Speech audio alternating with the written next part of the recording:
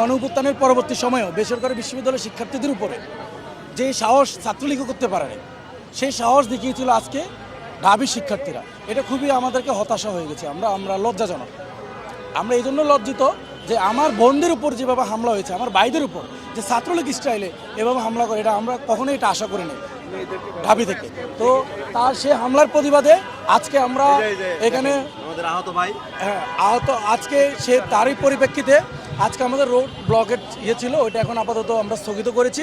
আমাকে ফোন দিয়েছিল, আমাকে বলছিল যে তোমাদের যে দাবি দাওয়াগুলো আছে আমাদের সাথে আসো বসো, কারণ এখানে তো আমার ভাইদের উপর হামলা হয়েছে, দাবি দাওয়া তো হবে, বসবো, কারণ তাদের তো আগে বিচার করতে হবে। কারণ যে সাহস ছাত্রলীগ করতে পারে না, সেই সাহস কেন একটা ঢাবি সিন্ডিকেটের মধ্যে আমরা পড়ে থাকবো। তো আসলে আরেকটা বিষয় আমি আপনাকে বলি, নতুন রাজনৈতিক বন্দোবস্তের যে বিষয়টা আসে, সেখানে হচ্ছে আপামর জনতা সকলের জনমতের ভিত্তিতে একটি রাজনৈতিক দল হবে বা একটা ছাত্র সংগঠন হবে। সেটা কেন মধুর ক্যান্টিনে হবে, সেটা কেন শহীদ মিনারে না, এটা একটা বিষয় ছিল আমাদের।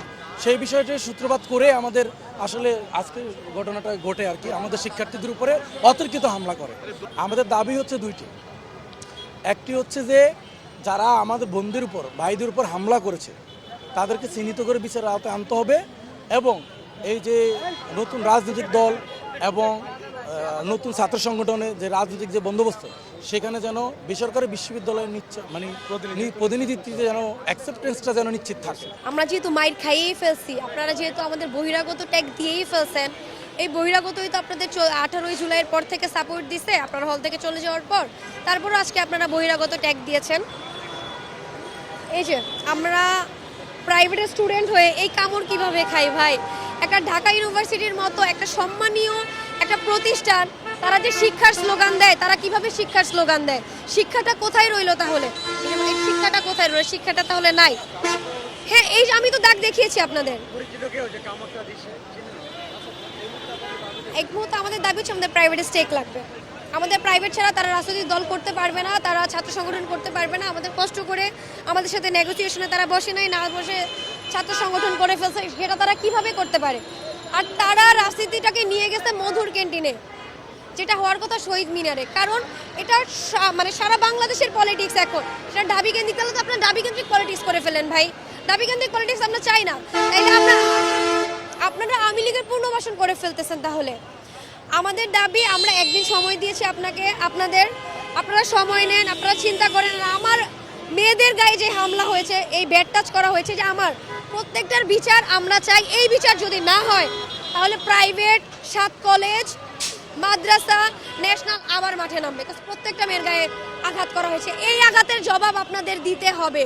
দাবি এই আঘাতের জবাব দিতে বাধ্য। বেসরকারি বিশ্ববিদ্যালয়ের অবদান আসলে যারা মানবে না, তাদেরকে আসলে আমরা ধিক্কার জানাই।